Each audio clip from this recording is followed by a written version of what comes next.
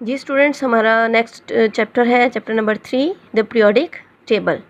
Periodic table basically एक ऐसा table है जो डिफरेंट जो एटम्स हैं या एलिमेंट्स हैं उनको डिस्प्ले करता है according to their atomic number, यानी उसके अंदर कितने उन एटम के अंदर कितने नंबर ऑफ़ प्रोटॉन्स हैं, नंबर ऑफ़ इलेक्ट्रॉन्स कितने हैं, वो कैसे रिएक्ट करता है। ठीक है, तो पीरियोडिक टेबल के फर्दर जो है वो जाने से पहले हमें एटम के बारे में पता होना चाहिए, एटम की स्ट्रक्चर के बारे में पता होना चाहिए। ठीक है, यहाँ पे एक एटम की स्ट्रक्चर, थ्रेटिकल स्ट्रक्चर जो है वो एक एटम की बताई हुई है। ठीक है, आपने ये इससे पहले भी जो है वो क्लासेस में पढ़ा होगा एटम की स्ट्रक्चर के बारे में। सेंटर में इसके क्या होता है, एक न्यूक्लियस होता है जिसके अंदर क्या होते हैं, प्रोटॉन्स जो कि पॉजिटिव चार्ज्ड होते हैं। ठीक है, इसके अलावा न्यूक्लियस के अंदर क्या होते हैं, न्यूट्रॉन्स होते हैं जो कि न्यूट्रल्स होते हैं, यानी उसके ऊपर कोई भी चार्ज नहीं होता है। ठीक है, और इस न्यूक्लियस के inside the nucleus but outside inside the nucleus क्या होते हैं, प्रोटॉन्स होते हैं और न्यूट्रॉन्स होते हैं, लेकिन outside the nucleus but still inside the atom. ठीक है, आउटसाइड द न्यूक्लियस के ये बाहर होते हैं लेकिन इनसाइड द एटम ही होते हैं, वो होते हैं इलेक्ट्रॉन्स जो इन ऑर्बिट्स के इर्द गिर्द क्या होते हैं, मूव कर रहे होते हैं, और ये इलेक्ट्रॉन्स क्या होते हैं, नेगेटिवली चार्ज्ड होते हैं। ठीक है, अगर हम यहाँ पे रीडिंग करते हैं, it is very difficult to imagine anything as small as, हमें पता है कि एटम्स जो हैं वो all matters are made up of atoms. Atoms जो हैं वो इतने सो स्मॉल होते हैं कि एक, अगर हम एटम के वर्ड का मीनिंग ही देखें तो ए मीन होता है नॉट और टर्म का मतलब होता है कट, यानी जिसको फर्दर डिवाइड नहीं किया जा सकता, फर्दर कर उसको कट नहीं किया जा सकता है, इस वजह से इसका नाम एटम रखा हुआ है। ठीक है, despite this scientists have been able to find out a great deal, हालांकि वो इतना छोटा है कि 100 millions of them side by side भी अगर एक जगह पे एटम्स जमा होते हैं तो वो सिर्फ 1 सेंटीमीटर बनाते हैं, फिर भी साइंटिस्ट जो हैं उन्होंने इसको फाइंड आउट किया। ठीक है, और ये एक बहुत बड़ा काम था। Scientist currently believe that an atom consist of a dense nucleus, और फिर उन्होंने उसका एक थ्योरेटिकल मॉडल जो है वो पेश किया। ठीक है, जिसके अकॉर्डिंग क्या होता है कि एटम जो होता है वो कंसिस्ट होता है एक डेंस न्यूक्लियस। ठीक है, ये डेंस न्यूक्लियस है इसका, जो कि सराउंडेड होता है by a negatively charged electrons. The nucleus contains, अब इस न्यूक्लियस के अंदर क्या होता है, इस न्यूक्लियस के अंदर पॉजिटिवली चार्ज्ड प्रोटॉन्स होते हैं। ठीक है, और इलेक्ट्रिकली न्यूट्रल, यानी उसके ऊपर कोई भी चार्ज नहीं होता, ना पॉजिटिव ना ही नेगेटिव, वो न्यूट्रल होते हैं। ठीक है, जिनको हम न्यूट्रॉन्स बोलते हैं। ठीक है, न्यूट्रल चार्ज जो होते हैं वो न्यूट्रॉन्स होते हैं, जो पॉजिटिव होते हैं वो प्रोटॉन्स होते हैं, और जो इसके इर्द गिर्द मूव कर रहे हैं नेगेटिव वो इलेक्ट्रॉन्स होते हैं। ठीक है, अब हम देख लेते हैं कि डिफरेंट साइंटिस्ट जो हैं उन्होंने कौन कौन से साइंटिस्ट हैं जिन्होंने एटम जो है उसकी डिस्कवरी में अपना रोल प्ले किया है। Scientists have taken over 100 years to produce the atomic model. ठीक है, यानी तकरीबन 100 ईयर्स लग गए थे उनको एटॉमिक मॉडल एक बनाने के लिए, and work is still going on, और अभी तक काम हो रहा है इसमें। Below are some of the scientist, इसको देखना जो है वो बहुत ही मुश्किल है। ठीक है, जो एटम होता है इसको देखना बहुत ही मुश्किल है, लेकिन इसको पावरफुल माइक्रोस्कोप्स के थ्रू जो है वो देखा गया। ठीक है, scientist who made important discoveries about the atom के बारे में, सबसे पहले है जॉन डाल्टन। ठीक है, 1766 टू 1844 इसका ईयर है।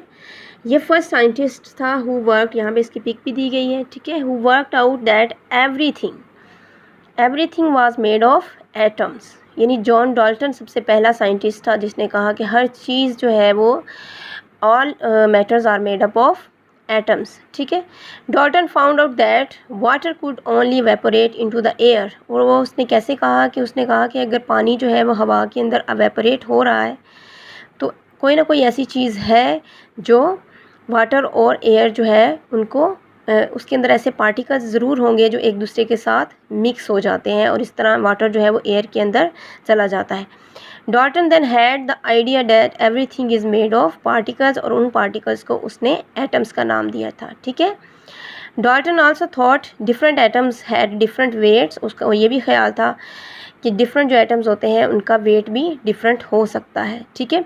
And did experiments to prove it, और उस चीज़ को प्रूव करने के लिए उसने फिर डिफरेंट एक्सपेरिमेंट्स भी किए, और ये बात उसने सच भी की कि डिफरेंट जो एटम्स हैं उनका वेट भी डिफरेंट होता है, ठीक है। उसके बाद एक और साइंटिस्ट था जोसेफ जॉन थॉमसन, इसका 1856 टू 1940 ईयर्स है इसका, और इसने क्या किया था, इसने ये आइडिया दिया था कि there were particles even smaller than the atom. उसने कहा था कि एटम जो है बेसिकली एक एटम है, लेकिन उस एटम से भी छोटे पार्टिकल्स होते हैं जिसको सब एटॉमिक पार्टिकल्स हम बोलते हैं, जो कि क्या कौन कौन से हैं, जो इलेक्ट्रॉन्स हैं, या जो उस न्यूक्लियस के अंदर प्रोटॉन्स होते हैं, जो एटम होता है उसके न्यूक्लियस के अंदर जो प्रोटॉन्स और न्यूट्रॉन्स होते हैं उनको उसने, और इलेक्ट्रॉन्स जो होते हैं उनको उसने सब एटॉमिक पार्टिकल्स का नाम दिया था, ठीक है। इसने एक मॉडल जिसको इसने प्लम पडिंग मॉडल जो है कहा, यानी उसने कहा कि ये जो स्पेस होती है ये पॉजिटिवली चार्ज स्पेस जो है वो बिल्कुल पुडिंग की तरह है, जिसके अंदर ये जो इलेक्ट्रॉन्स होते हैं जो कि नेगेटिव चार्ज्ड होते हैं ये प्लम की तरह उसके ऊपर स्कैटर्ड होते हैं, ठीक है। इसलिए इसका ये जो मॉडल है इसको हम प्लम पुडिंग मॉडल भी कहते हैं। यानी उसने कहा था कि पॉजिटिव मटेरियल है कोई जिसके ऊपर ये इलेक्ट्रॉन्स जो होते हैं वो स्कैटर्ड होते हैं, ठीक है।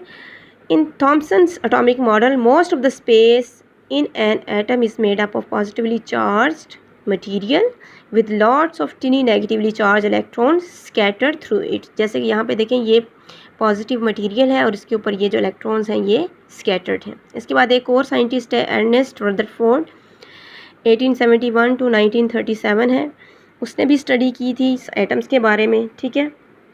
और ये भी इस जे थॉमसन्स के साथ कैम्ब्रिज यूनिवर्सिटी में ही, इंग्लैंड में ही इसने उसके साथ काम किया, ठीक है। 1911 में रदरफोर्ड जो है उसने क्या एक एक्सपेरिमेंट किया, ठीक है। उसने क्या किया कि एक गोल्ड एटम लिया और उसके ऊपर जो है वो उसने पॉजिटिव पार्टिकल्स जो है उसकी बम्बार्डमेंट की, ठीक है।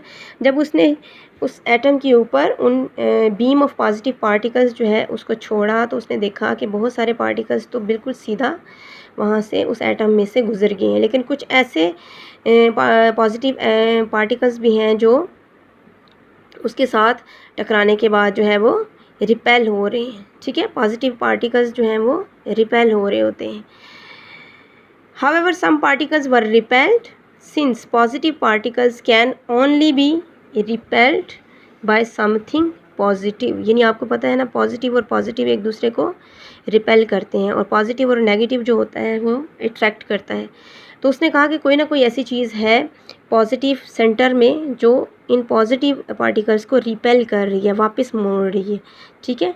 क्योंकि यहाँ पे न्यूक्लियस था, न्यूक्लियस के अंदर प्रोटॉन्स होते हैं जो कि पॉजिटिवली चार्ज्ड होते हैं, लेकिन most of the positive particles जो हैं वो यहाँ से गुजर गए थे, ठीक है। यानी वो नेगेटिवली चार्ज्ड जो यहाँ पे पार्टिकल्स थे या इलेक्ट्रॉन्स थे उनके साथ उन्होंने अट्रैक्ट किया।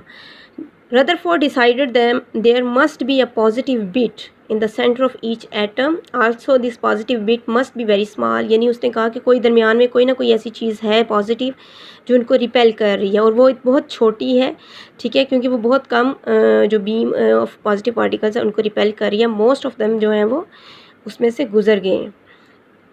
Most of the particles would not have gut through the gold foil। Rutherford's atomic model therefore had a tiny positively charged nucleus। और फिर रदरफोर्ड जो है उसने कहा कि सेंटर में जो है वो टीनी पॉजिटिवली चार्ज न्यूक्लियस होता है, और इसके इर्द गिर्द इलेक्ट्रॉन्स होते हैं which are whizzing about in the space around it.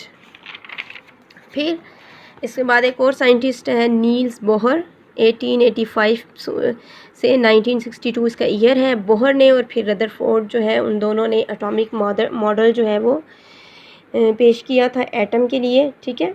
और उन्होंने कहा कि दरमियान में क्या होता है, न्यूक्लियस होता है सेंटर में, और इलेक्ट्रॉन्स जो होते हैं वो जो कि नेगेटिवली चार्ज्ड होते हैं वो ऑर्बिट्स की फॉर्म में, शेल्स की फॉर्म में जो है वो इस न्यूक्लियस के इर्द गिर्द मूव करते हैं। और इस न्यूक्लियस के अंदर क्या होते हैं, प्रोटॉन्स होते हैं और न्यूट्रॉन्स होते हैं। प्रोटॉन्स पॉजिटिवली चार्ज्ड हैं और न्यूट्रॉन्स जो हैं वो न्यूट्रल होते हैं, उनके ऊपर कोई भी चार्ज नहीं होता है। तो इसी की बेस के ऊपर फिर रदरफोर्ड और बोहर जो है एटॉमिक मॉडल जो है वही हमारी हेल्प करता है to explain the periodic table.